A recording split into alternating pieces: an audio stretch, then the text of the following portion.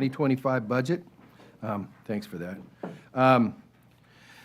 The request from the GAO, the Government Publishing Office. Hey, did I miss something on that? I'm so old, it was the printing office, but I guess we're getting more modern now. You're publishing? In 2014, they changed the name. Okay, so I'm right up to date on that. Thank you. Thank you for pointing that out. That will conclude your presentation. And last but not least, the Congressional Budget Office. For those of you who are attending via digital media or streaming or whatever, our colleague from Virginia will be using for if she's got questions or whatever, an assistive device. So if it doesn't sound like Ms. Wexton, it is Ms. Wexton. But anyhow, we're not trying to do the bait and switch thing on you for that sort of stuff. I want to thank the witnesses for being here, even though you may not feel like you've been thanked so far. And we'll recognize the ranking member when he arrives. So now, Mr. Comptroller General, Mr. Dodaro, the floor is yours. Please present. Thank you very much, Mr. Chairman. Good morning to you, members of the committee. I'm very pleased to be here today to talk about GAO's fiscal year 2025 request. I first want to thank the subcommittee for their past support. I believe we provided a good return on investment as a result of implementation of our recommendations. Last year, over $70 billion in financial benefits accrued to the government. Over the last 6 years, our return on investment has been $133 for every dollar that you provide us. And so we're very proud of that record, and I appreciate your support. The demand for our services remains high. We get about 650 to 700 requests from Congress each year from 93% of the standing committees of the Congress, so it's a very wide footprint across the Congress.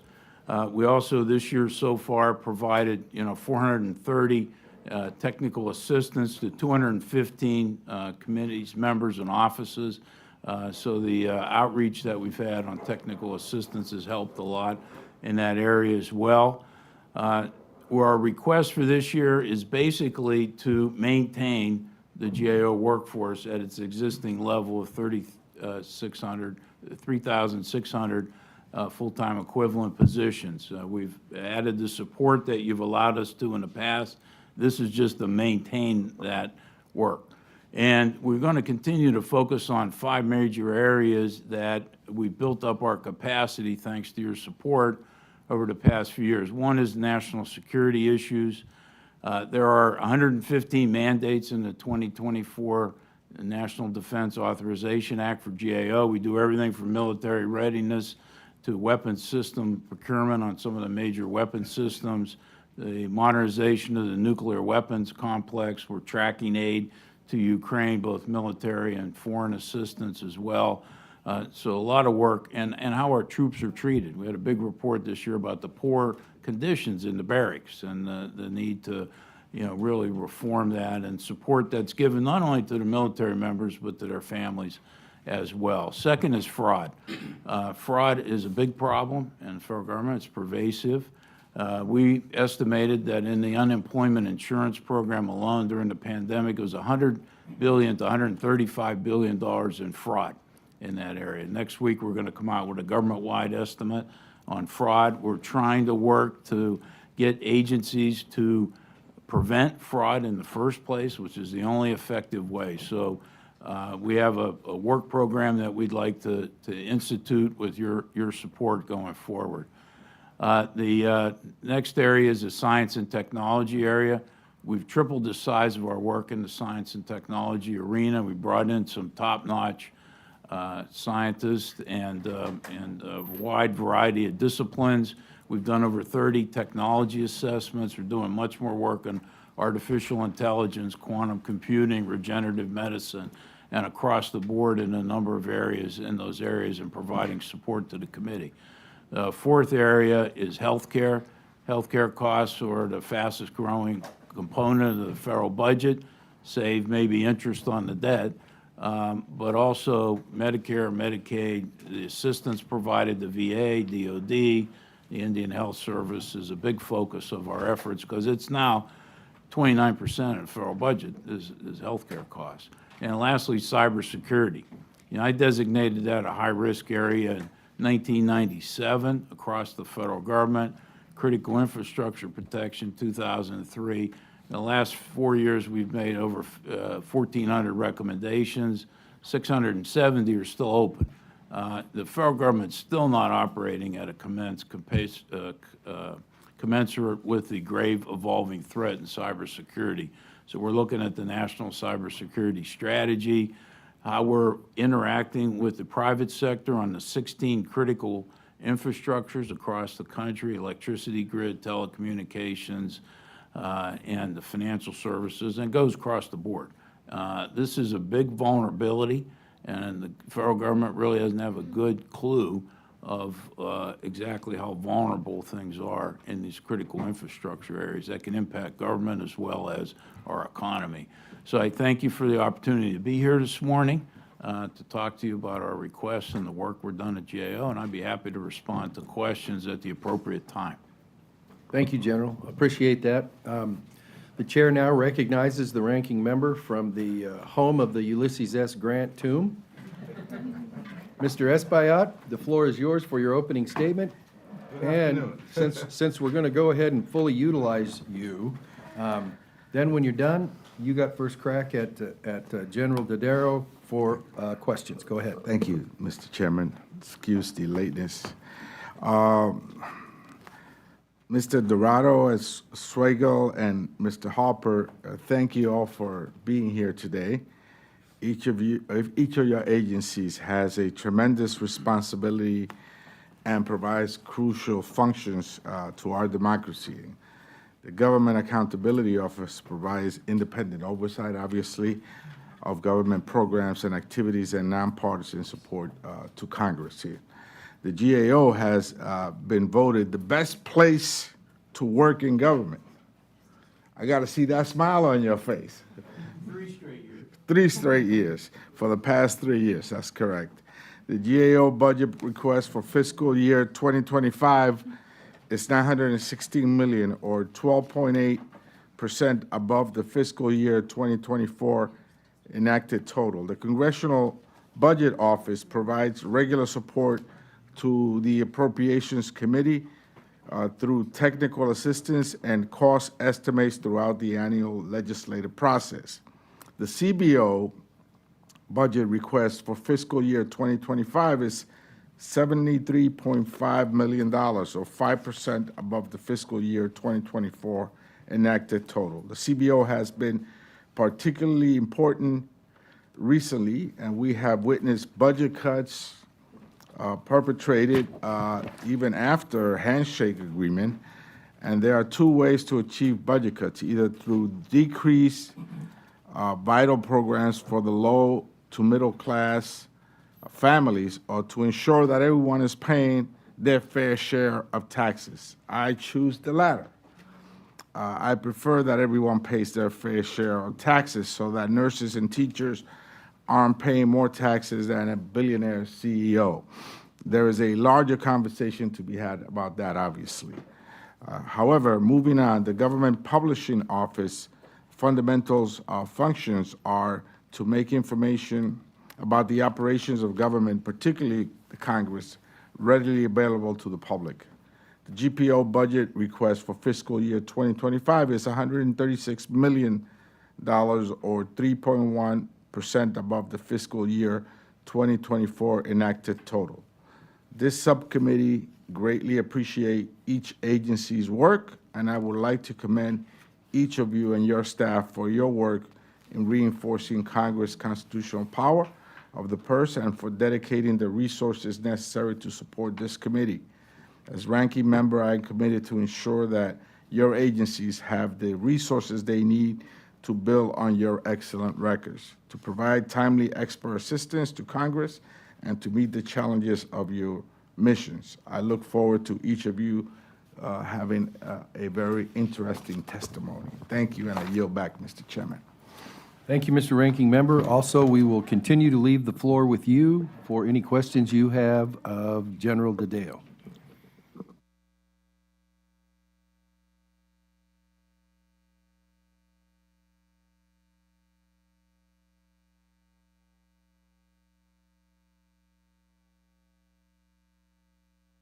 at the request of Congress, GAO conducted a large body of work on the events of January 6th. What were your most concerning findings, and have the law enforcement and intelligence agencies been responsive in addressing your recommendations? Yes. Our findings were that a number of agencies, FBI, DHS, and including the Capitol Hill Police, had information but didn't process it so that it got into their threat assessments, and it wasn't communicated effectively among the community. So we made a number of recommendations in this regard to better process the information that they get from tips and other intelligence gathering sources, get it into their threat products that are shared, and have better sharing in place. Now, we made a number of recommendations to the Capitol Police and the Capitol Police Board, and I was concerned last year that they were slow in implementing it. So I reached out, I met with talked to the chief, talked to the Sergeant at Arms in the House and Senate, and I'm pleased to report all but one recommendation is implemented so far. What we had them do was to provide more updated policies and procedures for when do you go outside the Capitol complex for support to bring it in, to help bolster the Capitol Police, how they share information among one another, and to give training, particularly to the Capitol Police officers. That one's the one outstanding. They're going to start with their civil, group, the Civil Disturbance Unit, to start with that, and then, but we recommend they give training to everybody if they have to bring in additional people. So, progress has been made in those areas, Congressman Espelot. Okay, we'll have some follow-up questions for the Capitol Police during the hearing. Okay, thank you for your answer. Sure. Mr. Swagel? Yes. The CBO. Excuse me, Congressman Espaillat, we've just completed the testimony of the Controller General. We haven't had Mr. Swagel or the other folks testify yet, but we'll give you a crack at those folks then. Mr. Chairman, do you want to have them all testify so then someone can just ask you, or just a suggestion? I'll take it under advisement. Thank you for that. Mr. Clegg, the floor is yours. Do you have any questions for the Controller General? Yes, sir. Good morning. Good morning. You mentioned that one recommendation had not been completed? Yes. What recommendation was that? That was to provide better training to the Capitol Police workforce and how to handle civil disturbances. Oh, okay. And in that one, what they're doing is they're prioritizing giving the training to their civil disturbance unit. But not all of them? Not all of them yet. I'm hopeful, I've talked to the chief, I'm hopeful they'll provide it to everybody as soon as they are able to do so. Okay, all right. And then we'll consider that fully closed. But I'm very pleased. Other than that, I had very good conversations with the House Sergeant at Arms, Senate Sergeant of Arms that comprise the police board, along with the chief, and they've been very responsive. Thank you. That's all I have. Thank you. Gentleman from Illinois, the floor is yours for Controller General questions. During the budget cuts and sequestration, you've lost about 10% of the workforce, is that right? Yeah, there's about 12%. I'm very happy. We were one of the few federal agencies to accommodate that through attrition and other means, and we didn't really have to furlough or RIF anybody during that period of time. And I'm pleased about that, but it set us back. And since then, we've been trying to rebuild. And you closed the gap in different ways, technology, is it Yes, technology gap as well, is Yeah. it still an issue? Yeah, no, we're doing much better on technology, thanks to recent support from the committee. But I did postpone a lot of things. I prioritized our What's your people. priority on technology that would help you? Right now, we're moving to the cloud technology, and we've moved a lot of applications. We're going to move some of our major other applications with the support of the committee to provide, more flexibility and having more modern options once you're in the cloud to be able to do things, and also to protect computer security. We collect information throughout the government, and of all types, and we need to protect it properly. So moving to the cloud and computer security, and then we're moving all our publications to HTML format, so they're more easily searchable than the PDF formats. So those are our two areas of technology that we're trying to catch up, modernize. Thank you. I yield back, Chairman. Thank you. The gentlelady from Oklahoma, Ms. Bice. Thank you, Mr. Dyer, for being here this morning. I just wanted to maybe touch on two quick things. First of all, can you talk a little bit about the New Blue project? Yeah. I know that there's been some conversations. It's been a little slow and a little over budget. So can you give some color to that? Yeah. Well, we've been careful with the project. You know, we look at a lot of IT modernizations across the government, and I want to make sure we piloted it and tested it before we rolled it out, and I didn't want it to be premature. We're pretty much done with the pilots now. We expect by the end of this fiscal year, all GAO products will be in the HTML concept, and then we'll have realized the first potential of that New Blue project. So I'm very pleased with that. We're on the threshold of having it implemented across all our products. What do you think the delays, why were there delays with trying to get this implemented? Yeah, well, some of the problems were, first, understanding, make sure we were clear on what our requirements were going to be for the testimony. I've seen a lot of agencies move forward too fast without setting requirements. So we made sure that we spent time to set the requirements properly. And then, of course, in any software development initiative, you're going to have, challenges to get it implemented properly. And but that's why I didn't want to rush it. I've seen a lot of people be more schedule-driven across government than be prepared properly. You continue to see problems in the government with this. The latest problem was with the FAFSA situation, education. They rushed it out. They weren't done. Healthcare.gov, same thing. So I tried to be, so we piloted it, make sure it worked properly before we went full bore. So we're on the threshold of doing that, and I feel good about it. Thank you for that update. I second your comments about, making sure that we're doing things, I think, properly. There's also a balance, though, from a tech perspective in making sure that you can execute, because what ends up happening is we bid something out, excuse me, we take 3 or 4 or 5 years for implementation, and by the time we actually implement it, that product is almost obsolete.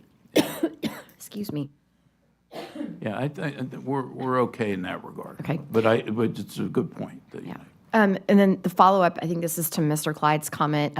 Is there a reason why Capitol Police have said they haven't been able to implement that final recommendation, the training piece of that? Yeah, I'm not entirely sure about that. It could have to do with the resources necessary and the time to provide the training to the people. I'll follow up with the chief. I haven't talked to him recently to see. But what the report I got back from our team that's been following up on these things is that they just wanted to prioritize that unit first.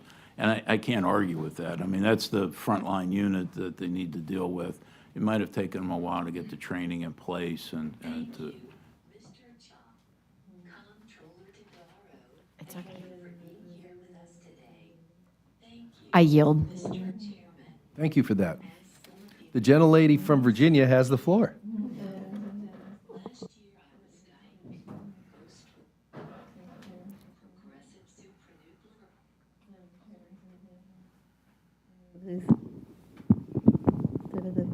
palsy, or PS. Thank you for being here with us today. Thank you, Mr. Chairman. As some of you may know, last year I was diagnosed with progressive supranuclear palsy, or PSP. I described it as Parkinson's on steroids, and I don't recommend it. PSP makes it very difficult for me to speak. So I use an assistive app so that I can participate and you can understand me. I want to thank the chair and ranking member for allowing me to do both today. I appreciate the work the GAO is doing to bolster your work, both on national security and technology. As the founder of the Congressional Task Force on Digital Citizenship, I am particularly interested in the intersection of these two areas. Digital citizenship, or the responsible use of technology, applies to anyone who uses computers, the internet, mobile phones, or other digital devices to engage with society, and has become an increasingly important topic to me and many of my colleagues in Congress. Of particular interest to me is technology's impact on our children and on the spread of extremism online.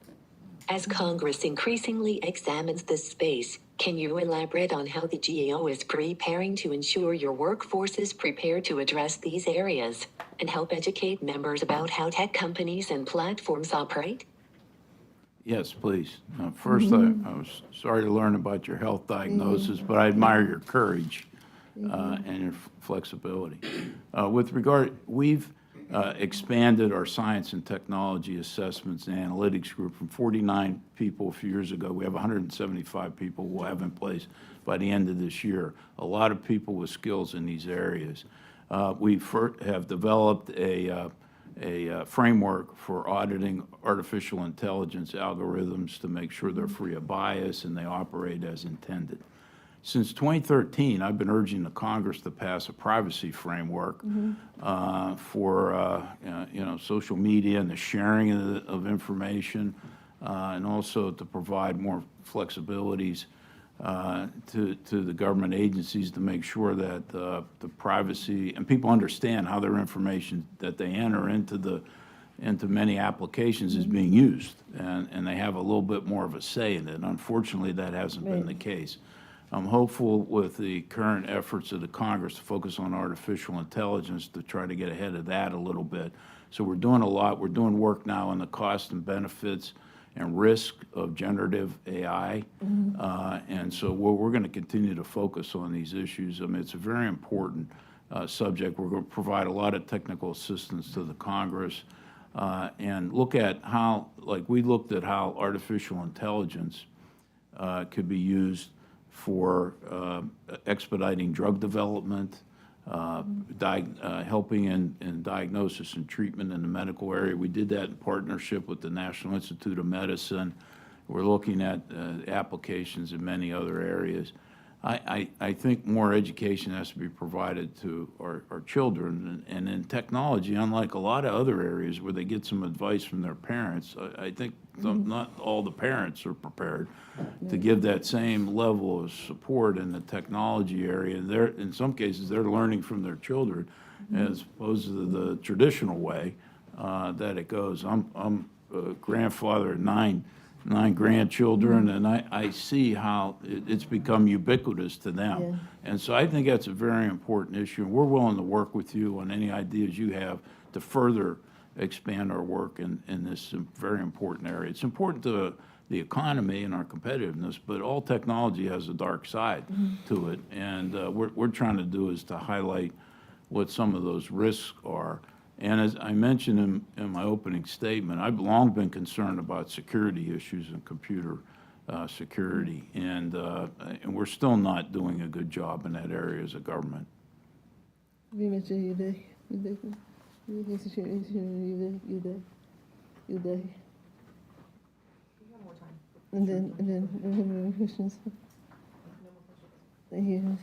Thank you, ma'am. The chair now recognizes Mr. Franklin.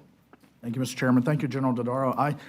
Actually, my questioning follows along with Ms. Wexton's. I'm on the Speaker's AI Task Force, and we now are grappling with this big challenge of how do we take this transformational opportunity that we have that AI is going to present, and what's Congress's role in providing the right guidelines, the guardrails to protect society, but also not provide so much, overburdensome regulation that we stifle innovation. Right. But particularly, in listening to your 5 key focus areas, national security, fraud, science and technology, healthcare, cybersecurity, every single one of those come up in meetings that we're having about AI and where this is going. And as you had mentioned, there's a dark side, but there's also tremendous opportunity. So one, you're going to have your agency is going to have the need to be monitoring others outside and how they're using it, but also I'm interested in how you as the GAO are going to be harnessing AI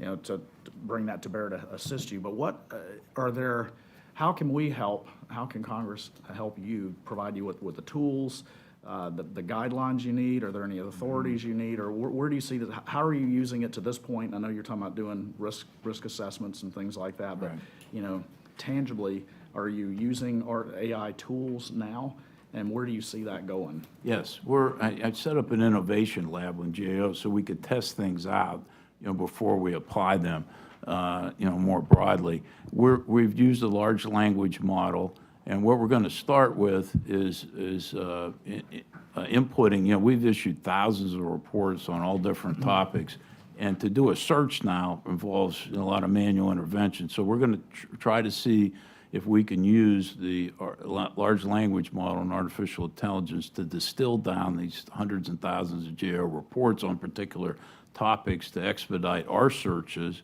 and then once we're comfortable with the information, to allow Congress to use it to be able to search GAO products. And, we started with our own work because I know it's accurate.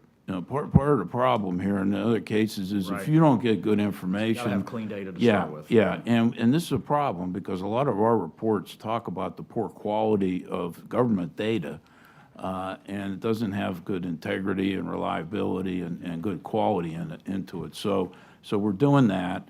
We're also using it to see if we can use it to do some editing on our reports and things of that nature, and using it, in a number of other areas. So we're dedicating some time to come up with some concrete products of how we can use it with GAO. That's the prime example right now. So are you, Yeah. just want to touch on the data there. Are you finding any common themes? Are there areas are there ways as we start establishing standards for how we operate? Are there things we can do on the front end to start establishing standards for how that data is created so that these AI models can be used more effectively? Yeah, absolutely.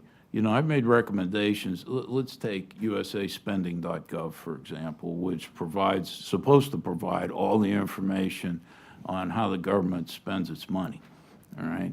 We've continued to find gaps. We found 49 agencies weren't reporting at all. Several $1 billion weren't even included. The data's not complete, reliable. I worked with the Congress before. There are data standards that are set, but there's no data governance structure in place to enforce it within the executive branch. We've made many recommendations to the Treasury Department and OMB to have a more structured, stringent data standards, data governance structure in place. Also, the requirement for the inspector generals in the agencies to audit the information to ensure its accuracy expired. And they're not going to go in and audit it unless Congress directs them to do it. So I've recommended to the Congress that they reinstate the requirement to have periodic reviews of the inspectors general in order to make sure that quality of that data is much more accurate. We spend, in a number of cases, a lot of time looking at the reliability of information when we do individual audits to make sure it's reliable before we, use it to draw conclusions and findings and recommendations. That shouldn't be the case. I mean, there should be much more integrity into the federal government's information in that area. So that's one glaring example. And, but it's a problem because I think it's going to limit the federal government to be able to use the potential of AI without causing distorted effects that are going to happen. That's why also we created this framework for how to audit artificial intelligence, and part of it is how do you ensure that the data is right? How do you have an oversight function in place? Because if it's not done properly, all we're going to do is get bad data faster. Right. And that's not going to Draw serve. wrong conclusions faster. Right, absolutely, absolutely. And it's going to cause a lot of problems. So there are many things that could be done now. I'll be happy to provide the committee with a list of all our recommendations in this regard. But if you don't have that foundation, it's going to limit the government's ability to do it. And the government needs to ensure that when you're looking at regulatory aspects, that we set that same standard for the private sector, and that they ensure the integrity of their information, that it's transparent and it's tested properly before the applications are made public. I appreciate that, and I would love to get those recommendations that you have and work with you. Sure, absolutely. And we have we've got a great chief scientist in GAO and a chief data scientist. And so maybe I can meet with your task force, and I'd be happy to as well. I appreciate that. Sure, absolutely. And I yield back, Mr. Chairman. Thank you. And as a follow-up to that, Mr. Controller General, so we're going to appoint a subcommittee of two. One is Mr. Franklin, who will be the chair, and then one with whoever Mr. Espaillat wants to put on the committee with him to provide recommendations back to us, both on coordinating with House admin to get that front and center for their consideration and also ours for the purposes of writing our report. And so the deadline for your subcommittee and getting back with the subcommittee is, let's say, 45 days?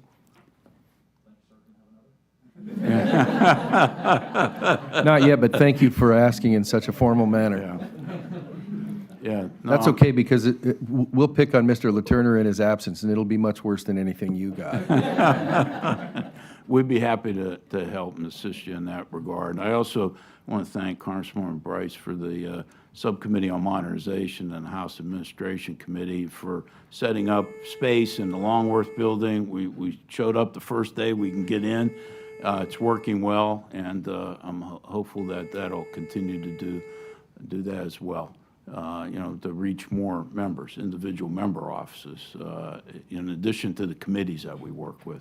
Okay, great. We're going to go now to Mr. Halpern from the Government Publishing Office. I would ask you, General DeDeo, to hang around in case members want to talk to you afterwards. When we get done with all three of you, if there are any questions taking part of the gentleman from Illinois' recommendation, we try to accommodate as much as possible. We'll have questions, any follow-up questions for all three of you at the end. So, Mr. Halpern, the floor is yours. Thank you, Mr. Chairman, Ranking Member Espaillat, members of the subcommittee. It is great to be here. It is great to see you again. And let me first say thank you so much for your support for the work that our 1,600 craftspeople and professionals at GPO do for Congress. I'm pleased to appear today to testify in favor of our FY25 appropriations request. In the interest of time, I'll do my best to keep this short. As many of you know, GPO is fundamentally a manufacturing operation. We publish, produce, and maintain materials for all three branches of government, and we operate much as a business would.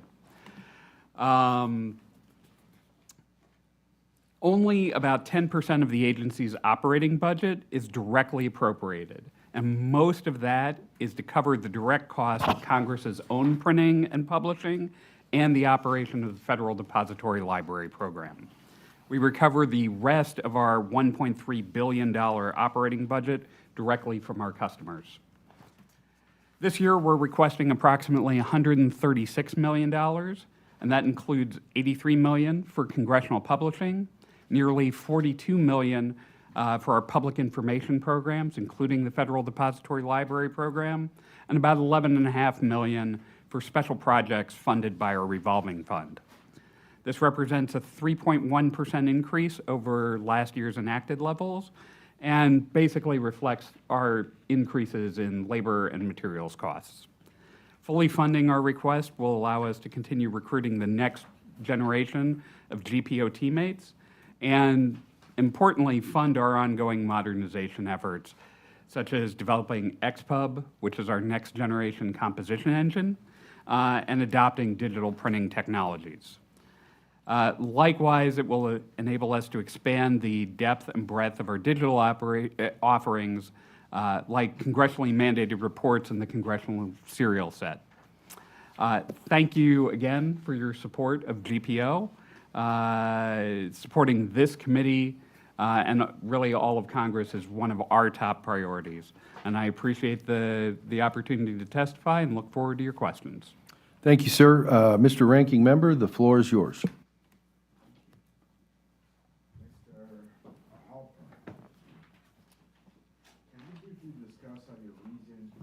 Can you briefly discuss how your recent modernization efforts have increased your reach to the American public? Absolutely. So one of the things that we try to do is make sure that the information that our customers produce, and it ultimately is their information, it's Congress's information or it's the courts or whoever our customer may be, we want to make sure that that information is available in as many different formats as possible so that it's readable and accessible by folks. So we do that through a whole variety of different ways. One of those is trying to update the data standards for Congress itself so that we can provide your bills in a variety of different formats, not just PDF, but structured data as well. Similarly, we are going back through our archives and trying to make old documents available on govinfo.gov, the world's only ISO-certified trusted digital repository. So we've just completed digitization of the Congressional serial set, and we finished statutes at large, right? Yeah, we finished our work on statutes at large, so going all the way back to 1789. So we're trying to make all of that available, and again, and try and do it in as many different formats as we can, so it is as accessible as it can be for folks, whether they're looking at a PDF or whether they are looking for more of a structured data or something that's more compatible with and easier to read. So we're trying to achieve that on all of the different levels that we can. If a tax-paying citizen that doesn't have English proficiency wants to access some basic information, is there anything available in other languages? So it depends. We don't do direct translation ourselves, but sort of piggybacking off of this discussion of AI and some of the other tools that are out there, the more that we can get into sort of fundamental readable data formats, there are going to be other tools out there that can do the translation pretty easily, whether it's Google Translate or some other product. So my goal is always to try and make that basic data available where I can. Sometimes with old documents, it's really hard to do without having a human being sit there and rekey it. But with the new technologies, that may be absolutely. So doable. let me give you an example. I talked about XPub, our new composition engine. Right now, that's in user acceptance testing with the House and Senate for bills, resolutions, and amendments. So ultimately, it's up to our customer when that rolls out, but my hope is we would see that late summer, early fall. And one of the immediate changes that you will find is instead of the, quite frankly, really terrible text-only display that you would get now on congress.gov or govinfo, that will go to a full HTML5, fully compliant, fully structured data format, so it's much easier for these tools to translate that into other languages, as opposed to the way it currently displays. So that's our goal. Thank you, Mr. Chairman. I yield back. Mr. Clyde. Thank you. In your testimony, you mentioned that only 10% of your budget is appropriated, and that there is about a 3% increase, so about $4 million of appropriated money. By the way, I think a tremendous amount of what you guys do. I think you're a top-tier agency, and I'm happy that you run it as well as you do. All right.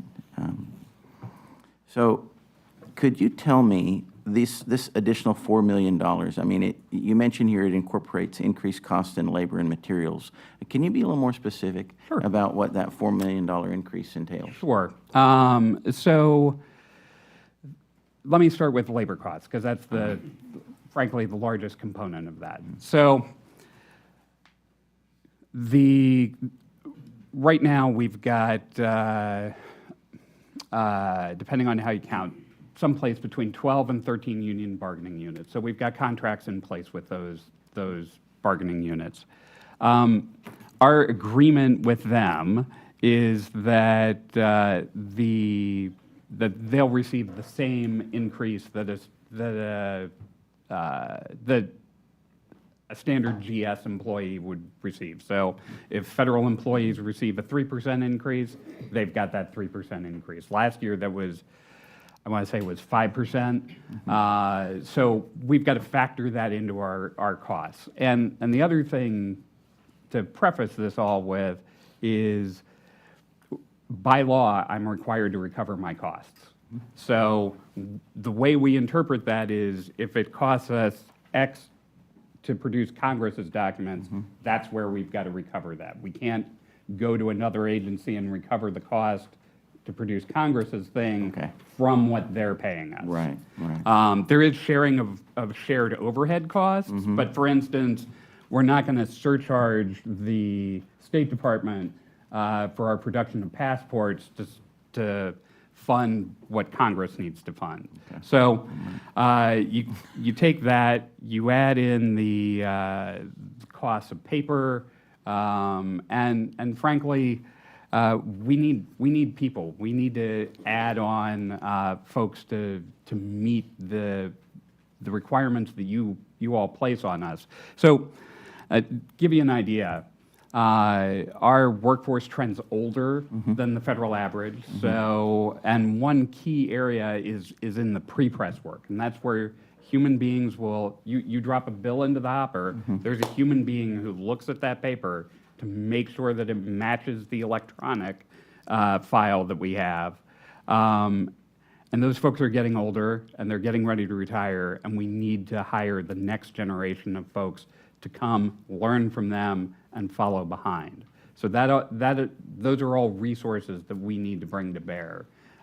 We think keeping those costs to around 3%, given where we are, we're able to offset, frankly, much higher costs by investing in technology and trying to become more efficient. Our ability to keep doing that at a zero increase disappeared a few years ago, but that's our goal, is to keep that number as low as we possibly can. Okay, well, on that note of hiring people, a question I'd like to ask both you and that I did not ask the good general down there. What percentage of your workforce is working completely, has returned to the office and is working completely in person, and what percentage is remote? And if you can answer that, and then follow on with that. So about 2/3 of our teammates have come to the office throughout. They are craftspeople and manufacturing employees, and you can't take a printing press home. Right. The third of our team that is knowledge workers, telework has worked really, really well for us. And those folks are either largely telework or some sort of hybrid arrangement. What we did, I'll give you one example. We used to have 12 sales offices all across the country, and that was to serve those agencies wherever they were. Nobody came to visit them. So when we shifted to telework, we found that those folks could keep doing their job just as they were before, and we didn't need that overhead. So we closed all 12 of those offices and saved about $1 million a year in rent and other overhead costs. So yes, we've embraced telework, but we've also found some savings from being able to do that. Okay. So 2/3, 1/3? 2/3, 1/3. All right. Yeah. We've had a robust telework program for over 20 years in GAO. It really started during 2001 when there were anthrax attacks at the Capitol. And all the House of Representatives, all 435 members, their staff, and the committee staff came to the GAO building to continue their work because they had to deal with the emergencies associated But with. that was fun. It was interesting. I was sitting in my office on a Friday. I got a call from, and I said, "Well, when do you want to come?" They said, "Monday." I said, "Well, give me till Tuesday at least." And so we did, but they were there for 2.5 weeks and dealing with the aviation industry and all the problems that came from 9/11. And we said, well, so we let people work from home. We increased our technical capacity. And we're a knowledge-based organization. Most of the government's records are now digitized. We have 11 field offices across the country. Most of the federal money is spent outside of Washington, and most federal employees are outside there. So it's very important for our people to go. I'm more interested in where they go to do the audit work, whether it's a VA medical center, a military installation, a state agency that's running the Medicaid program, for example. So our people need to be out. We've had in the last year like 3,200 trips where we've sent people to every state, all 4 territories, and 36 different countries around the world, you know, and where U.S. interests are there. So this program, even before the pandemic, our people could work 66 hours out of 80 hours every 2 weeks, telework. And so we're adding a remote component. Well, I've done evaluations all along, very strict evaluations to make sure it doesn't affect the quality of our work and the, you know, the integrity of our operations to the Congress. So our people have flexibility. It helps us attract really high caliber talent, you know, and so that we have the best people to serve the Congress and produce these reports that we do. So and it's helped us retain people. Our attrition rate's less than 6%, and we're able to get people from the private sector that we couldn't get without flexible work arrangements, because we can't compete on salaries. I mean, it's just flat out.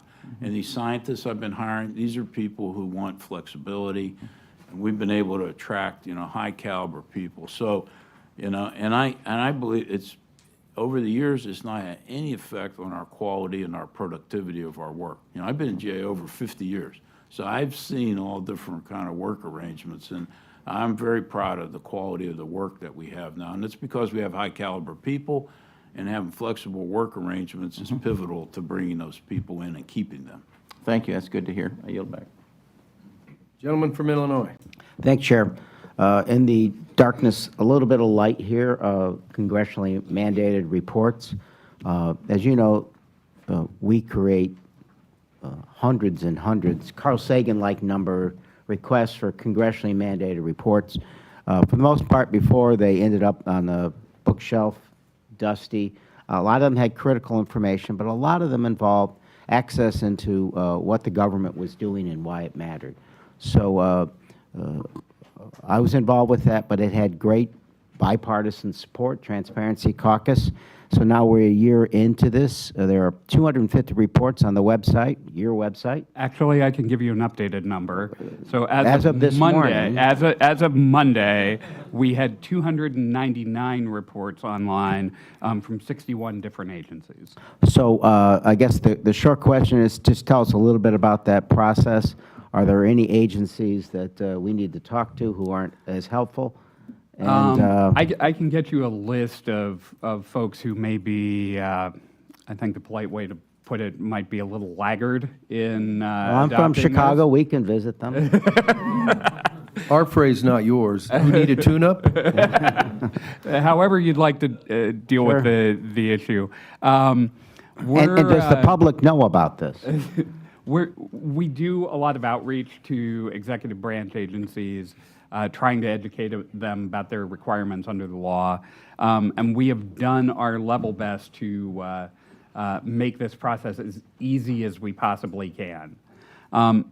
Right now, the vast majority of those documents are coming to us as PDFs.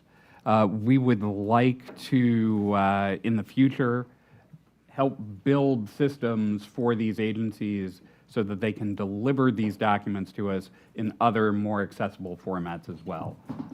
But we've been very pleased with the success so far. We were able to essentially stand the program up in a year, and we used a combination of custom and commercial off-the-shelf technology to make that happen. And we're very proud of the results. And again, I want to make sure that we do what we can to make sure the public is aware of this, so they can go fishing here to see what information might help them. We highlight this on govinfo.gov, and we are happy to shout from the mountaintops about the availability of this new resource.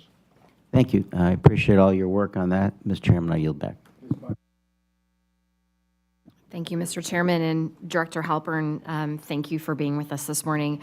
Tomorrow, the House Administration Subcommittee will be on modernization. We'll be marking up HR 7592 to remove the print requirement for the annotated Constitution and pocket part supplements. If you all have not seen a published annotated Constitution, it is about 5 inches in height and is done on a decade basis, but that tends to actually be out of date fairly quickly. And we recognized in the Modernization Subcommittee that by allowing that to be done online, it is much more up to date, it is much more convenient. Director, can you talk a little bit about how much savings that we will achieve by moving that to strictly online? Sure. I believe the cost to produce the last edition was about $500,000. That was a substantial savings over the time before, when it was up over $1 million.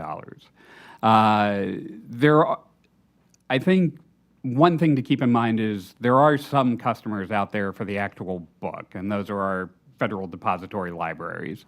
So there may be some disappointment there that it's not available. But Some of us, and thank you for being gentle with how you describe age of employees. Some of us really like books. Please continue. I like books, I like stationery, so this seems to be the right fit for me.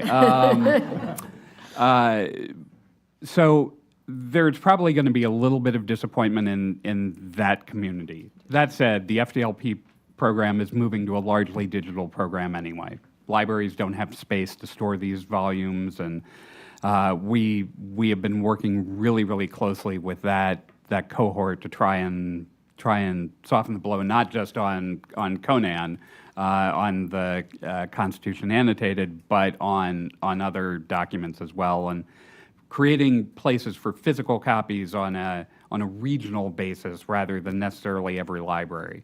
And there are ways, if folks really decide in the future that they want a printed copy, digital inkjet technology gives us a lot more flexibility than we had back in the offset days.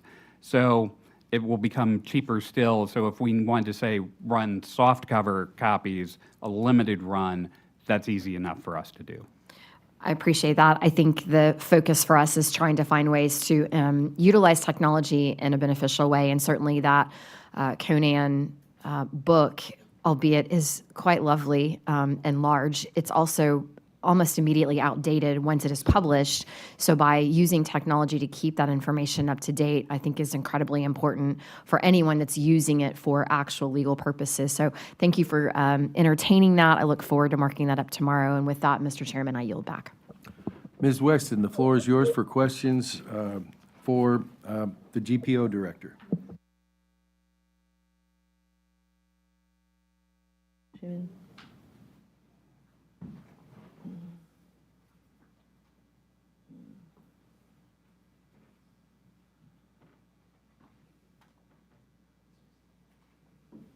Thank you, Mr. Chairman. Mr. Halpern, thank you for being here. It's good to see you again. When you came before us last year, you invited us to come to the GPO facility a short walk from here on North Capitol Street. It was fascinating to see the quantity and quality of publications that are printed here and distributed nationwide. The little notepads that you make with leftover scrap paper and decorated with ancient techniques were very well received. Last year we spoke about a number of initiatives to modernize Congress.gov and the ways we print and review congressional documents. Coming from the Virginia, techniques were very well received.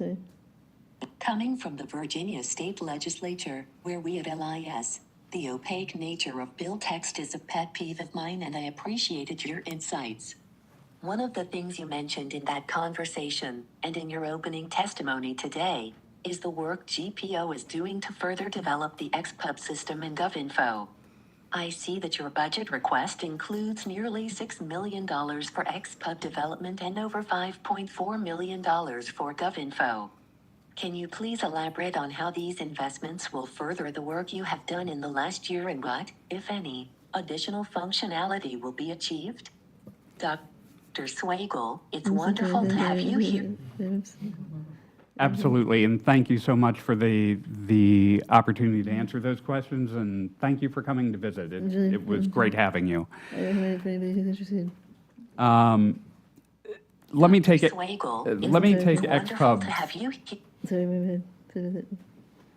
Let me take XPub first. As I mentioned, that right now is in user acceptance testing with both the House and the Senate. So our hope is either over the summer or in the fall, Ledge Council, both House and Senate, will give that product their okay and sort of flip the switch and start using that. The immediate change that folks will see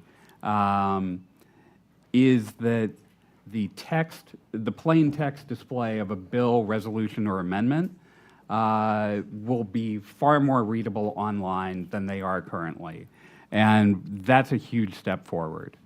What XPub holds for the future is the ability to reimagine what congressional documents look like.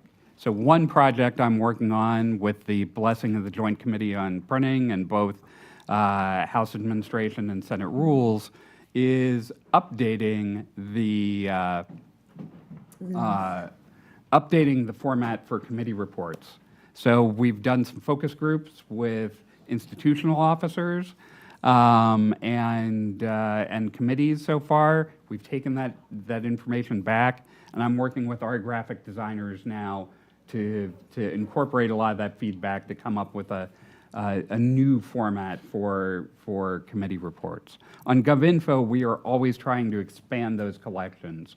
And we are trying to figure out new ways to incorporate new technology to increase the value that GovInfo delivers for the American public. And I know that we've talked with Mrs. Bice and other folks about the opportunities for AI and how that could change things. And one of the things we're struggling with on GovInfo is while we could create a sort of large language model search engine to search all of government publications from 1789 forward, we're a little concerned because GPO's brand is we are delivering you the authentic document. And if we have something that interposes between the user and that authentic document, is that really delivering the authentic item that we've been advertising? So those are some of the kinds of issues we are struggling with. But we are very open to figuring out new ways to deliver this information in ways that benefit your individual constituents and the public at large here in the U.S. and really worldwide. Mr. Chairman, Thank you. Thank you, Mr. Chairman, and thank you, Mr. Halpern. I was thinking back to last year, we were talking about workforce, and we had the questions about remote working, and one of the challenges you had expressed is in some of the skills, particular skills necessary within your office, some of these are just things that people don't learn until they get there, and there's a lot of hands-on. You talked about reinstating your apprenticeship program, and I'm just interested to hear how that's progressed and where it needs to go from here. So that first year, well, let me back up. We've got some critical needs in frankly all of our trades, but particularly in the proofreading copywriting area, and that's actually the entry point for congressional documents. So our first apprentice class was, I believe, 8 folks, and they are in the second year of their program right now. And we are hoping to get them out on the floor and actually doing work a little bit sooner than we had in the past. We also, this past year, did a new apprenticeship class of almost 24 folks. I believe it's another eight proofreaders, and then a mix of press people, plate makers, and other trades that we need for GPO. So we've really invigorated that program, and we're very happy with the results. We also took on another program really directed at our efforts to produce the U.S. passport. So there, instead of doing a full-on apprentice program, we did an on-the-job training program. So we looked for folks who have some aptitude in a manufacturing environment. We used objective assessments to try and ferret that out. And then we have a 3-year on-the-job training program where these folks that we bring in, as we call them production technicians, they learn all of the machines that they need to learn to produce U.S. passports and secure identification cards. And at the end of that 3 years, they are a full journey person bookbinder at the end. That has been a tremendously successful program.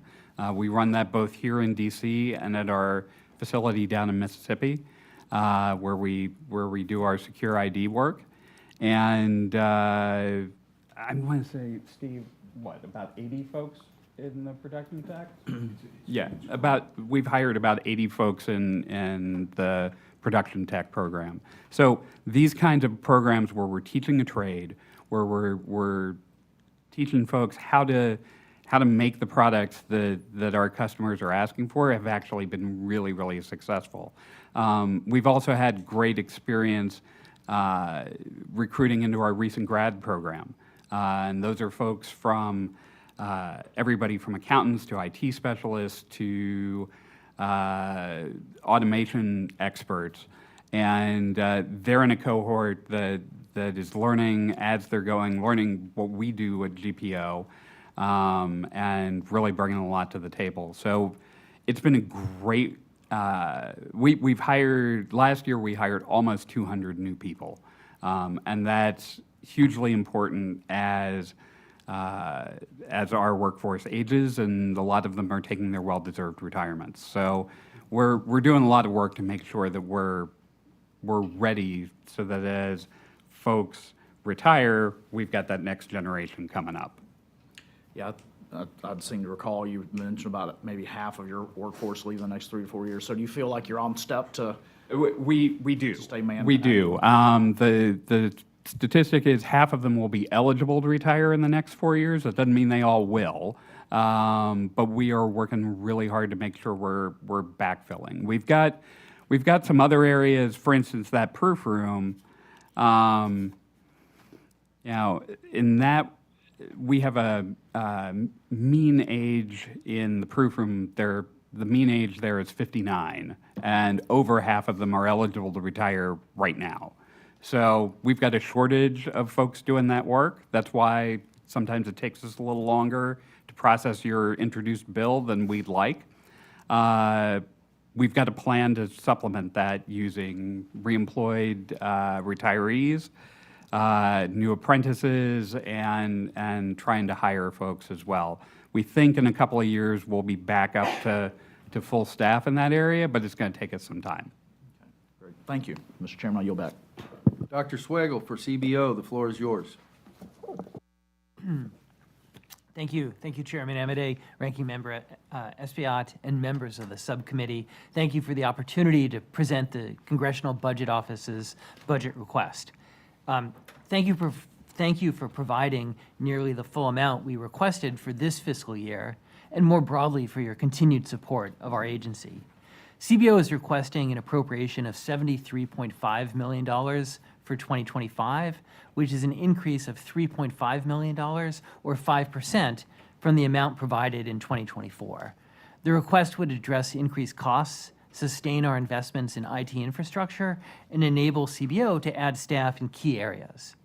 Our mission is to provide nonpartisan analysis to the Congress that is timely, rigorous, and transparent.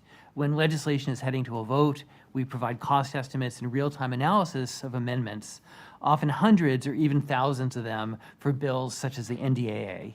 We provide analysis and technical assistance for large, complex legislation, such as reauthorization of the Farm Bill, that we're still working on that. We produce budget and economic projections and analysis of a broad range of policy issues confronting the Congress. The additional resources would enable us to do better, even better, in terms of our responsiveness and our transparency. Our fiscal year 2024 funding will allow CBO to grow from 267 in late March to 276 people by the end of the year. And then our request for 2025 would help us grow by an additional 9 more, so that's to 285. CBO would add analysts in areas of particular congressional focus, defense and homeland security. In particular, I want to add people for some of our work on the budget impacts of weapon systems. We'd add people to do implications of fiscal policy, so effects of taxes and spending on the economy, and our long-term projections. And that's analysis of Medicare, of Social Security, and preventive health policy. Our requested increase is entirely for personnel expenses. It's to cover the salaries and benefits for current employees and to a much lesser extent to fund these new staff. Our total non-personnel expenses would decline by about 3% because some of our spending for IT in 2024, such as purchases of equipment, cybersecurity, cloud services, are for things that we deferred last year and that will not recur in the future. Will not recur in 2025. They will recur at some point in the future. Our requested budget would support our goal and our mission to provide information when it is most useful to the Congress. And for the Appropriations Committees, we provide real-time provision by provision estimates of the 12 annual appropriation bills and any supplemental appropriation bills or continuing resolutions. And we respond to thousands of requests for technical assistance and more as you craft your legislation. In addition to providing cost estimates before a floor vote for nearly all bills, we will publish dozens of statutory reports, requested reports on topics, on a wide range of topics, the budgetary impacts of coverage for obesity or anti-obesity medications, hepatitis C treatment, housing, Navy shipbuilding, much more. We'll offer help by phone, by video, by email, in person to your offices as you consider and draft legislation and in response to questions. So in summary, to achieve our goal of being as responsive as possible, CBO requests an increase of $3.5 million. With your support, we look forward to continuing to provide timely and high-quality analysis to the Congress. Thank you very much. Mr. Ranking Member, thank you,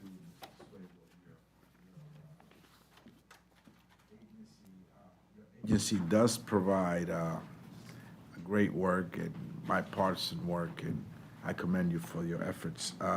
In fiscal year 2024, the Appropriations Act that this subcommittee was able to provide, CBO did with one of the largest percentage increases of any agency across government. And this increase was in recognition to the important role that you play, obviously, in strengthening Congress' power of the purse through analysis and services that you provide. As we begin fiscal year 2025 and its appropriations process, I want to ask you about CBO's prudent budget planning for next year. And regarding your budget summary that noted that CBO postponed filling about 12 vacancies during fiscal year 2024 CR, right? And if necessary, will CBO be prepared to continue operating at the fiscal year 2024 level in October if there is a continuing resolution for some part of next year? And could you tell us the impact that on the volume of your work that having continuing resolutions imposes on you? Yes, sir. And we're looking ahead in exactly the way that you're talking about. We're expanding now. As soon as the second appropriations bill was enacted, we posted a number of job openings in key areas. Our work on Medicare in particular and other health issues is something that we had attrition, and now we're looking to restaff and rebuild.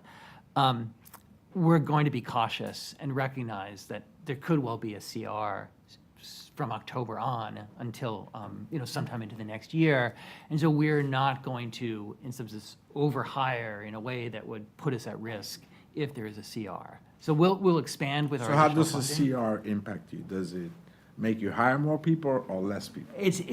We would be cautious and not fill all of our positions. We'll get the critical ones first, healthcare and national security first, but it would impact us. And the CR this year, I lost people working on Medicare, and the volume of our work on Medicare is intense and immense and intense, I guess. And so it would impact us. We're continuing it as a CR. Okay. And so you also do all types of reports, and obviously you analyze our bills and the impacts that they have. So the work that you do is not confined to this budgetary process, correct? And so how can you increase your response time in other areas by hiring people, even though we're doing CRs or other things that may not require as many people as possible? Yeah, and we will do that. So the foundation of much of our work is our economic forecast. What's happening in the macroeconomy, and having a projection for, say, the unemployment rate in the future that feeds into our analysis of, say, SNAP benefits or school lunches, things like that, and inflation and all that. So we also lost people on our macroeconomic team that we're looking to rebuild. So that's an area that's outside the cost estimates, but that supports everything we do. Thank you. I yield back, Mr. Chairman. Ms. Bice. Thank you, Mr. Chairman. Thank you, Mr. Chairman, and thank you, Director Swigel. I appreciate the conversation that we had prior, walking through some of the numbers that you provided us as far as those increases in the budget request. Can you talk a little bit about the what types of analyses that you provide for appropriations bills? Being an appropriator, that's something that I certainly take notice of. Yeah. So with the appropriators, we are in some sense just real-time back and forth. We're providing analysis provision by provision, and then looking at the whole to make sure that each subcommittee is within its allocation. So in some sense, we start with the top line and then work with you from the bottom up. With the two appropriations bills that were enacted this year, it's the Consolidated Appropriations Act and the Further Consolidated Appropriations Act. We were, I had to write that down. I was going to say, we're creative with names, aren't we? Right. Yeah. We were just in some sense in real-time communication with the committee in both, again, at the top and working up. And so that's how we were able to post the cost estimates for both of those bills more than a day before the floor vote. When the final bill came out, of course, we checked the language, made sure it matched our previous estimates. But we were ready because of that close cooperative working relationship. Fantastic. Are there any restrictions on CBO that prevent it from including supplementary information regarding projected debt servicing cost in the cost estimates for legislation that impacts the deficit? No, so we're set up to do that.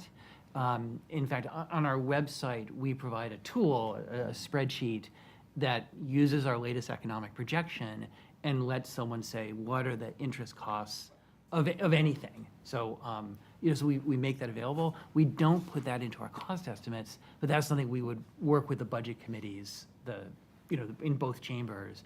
And if it's something that's useful to them and to members, we certainly would work with them and follow their direction.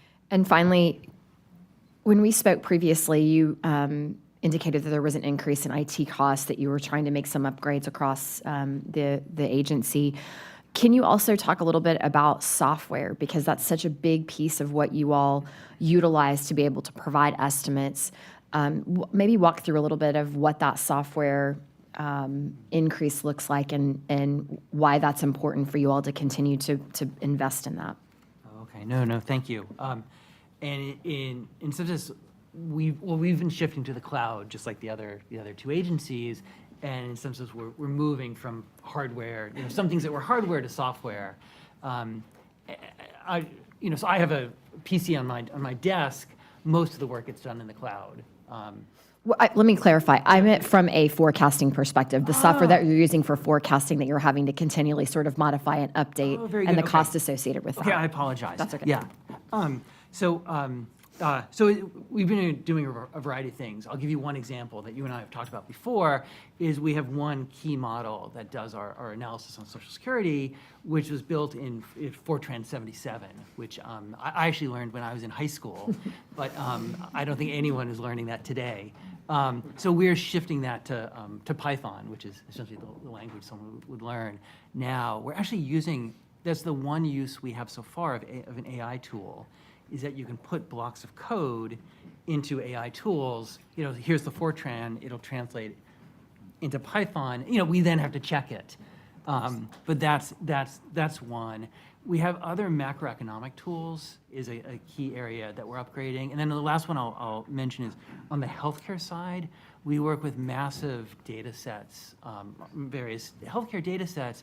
We have a secure network, is like a subset of our network is secure.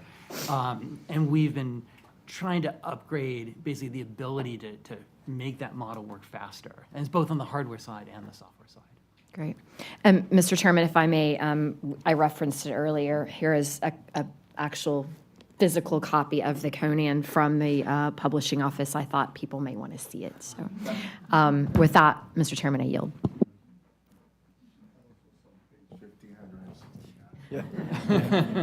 Well, first of all, Ms. Bice, I want to say you got a pretty good eye. You said it was about 5 inches thick. I'm guessing maybe 4.5, but that's close enough for government work.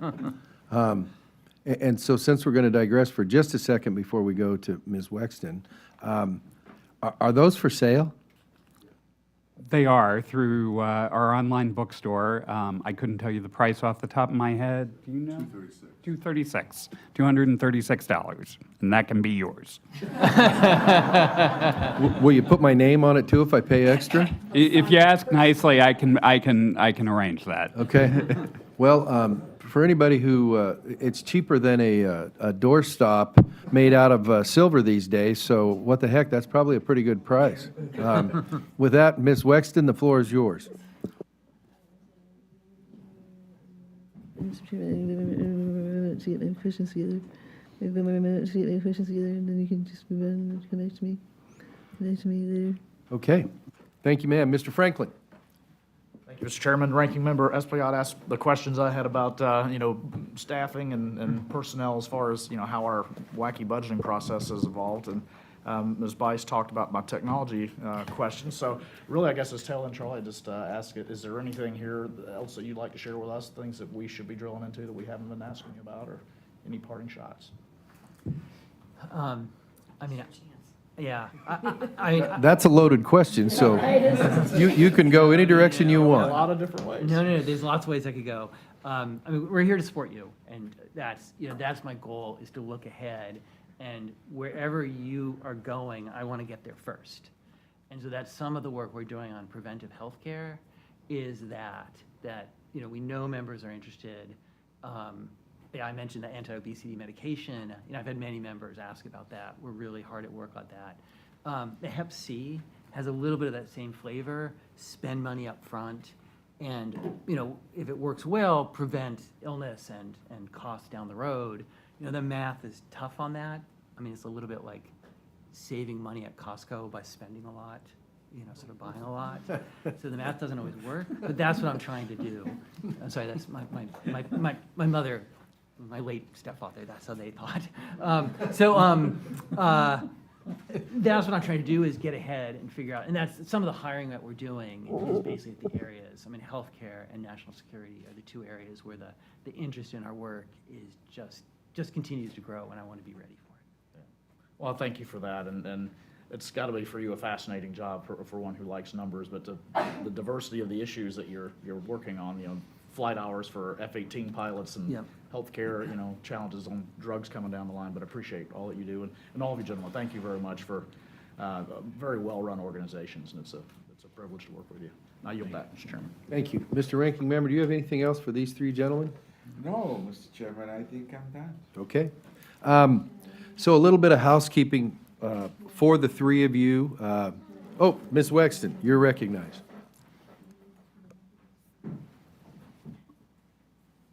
Thank you, Mr. Chairman. Thank you. Dr. Swagel, it's wonderful to have you here with us today. I always enjoy seeing you and your passion for your work. As you mentioned in your testimony, operating under a continuing resolution has presented a number of challenges for CBO, causing the agency to shrink from 279 to 267 employees. Your budget request for the coming year will help account for these losses and restore the agency to 285 employees, which will help you meet your Congressional Budget Act responsibilities and be more responsive to Congress. Was CBO able to get down to the required number of eligible through attrition, or did they have to let people go? So we were able to lose people through attrition and stay within our budget. And the challenge was that some of the people we left created holes in important areas. And I mentioned Medicare before. That was really a tough one just because of the queue of work. And so we're still catching up. But if you look at our website now, we have several job openings posted that would support that work. Thank you very much. In previous years, we have discussed the importance of child care to attracting and retaining the best and the brightest to your workforce. I was glad to see that CBO is requesting the authority and funding to provide a child care benefit in this year's request. Can you please elaborate on why you need this benefit as a way sweetener to get qualified professionals to work for the CBO, and the impact this will have on your ability to recruit and retain the employees you need to be responsive to Congress?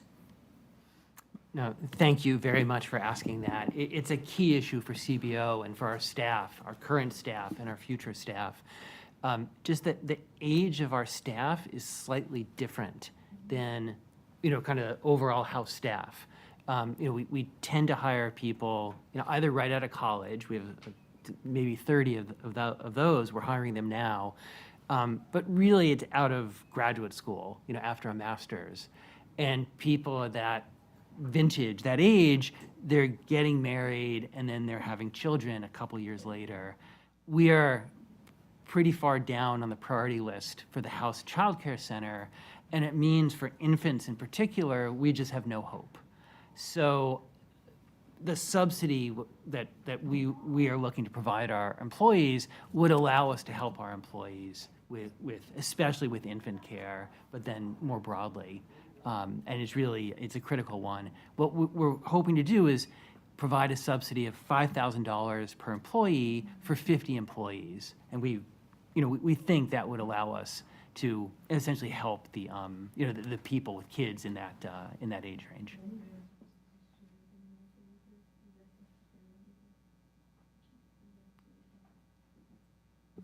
Go ahead.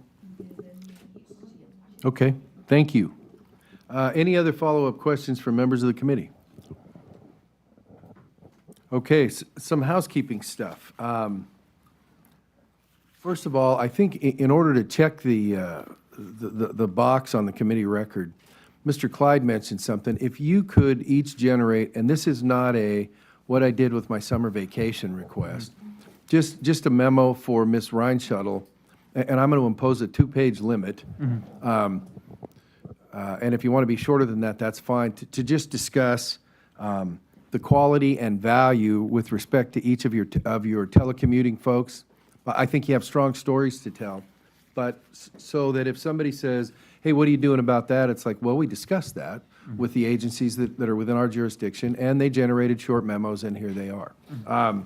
So because of that, Obviously, none of you gentlemen have any problems with substance. Let's make them hard on substance and light on buzzwords and talking points. You can go to the news talk shows for that stuff. So we'd appreciate that.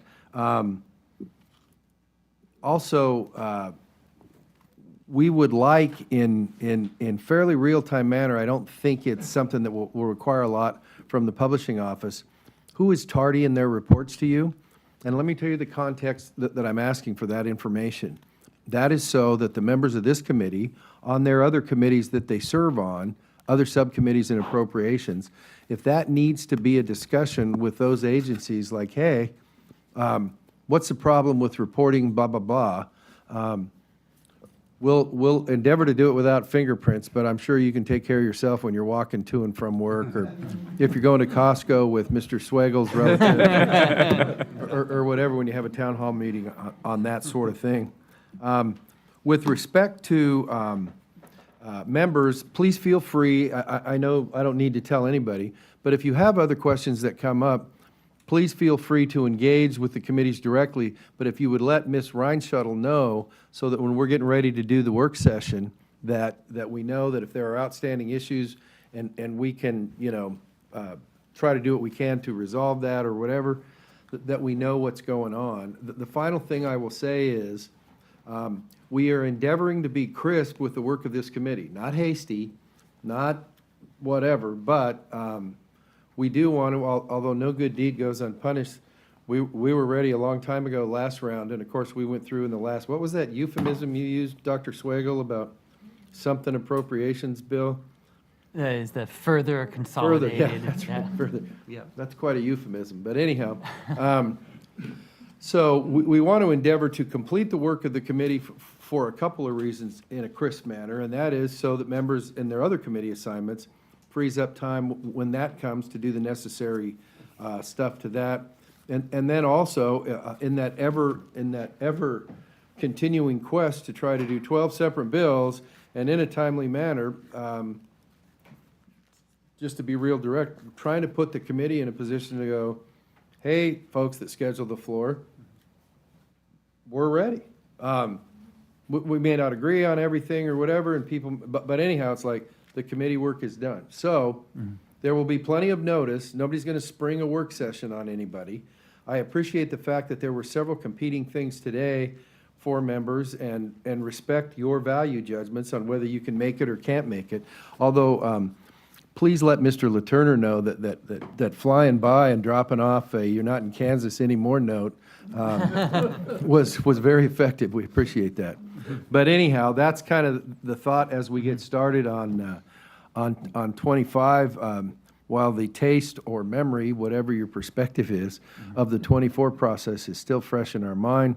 So thank you all. Thank you, folks, for coming, and we look forward to working with you to get the product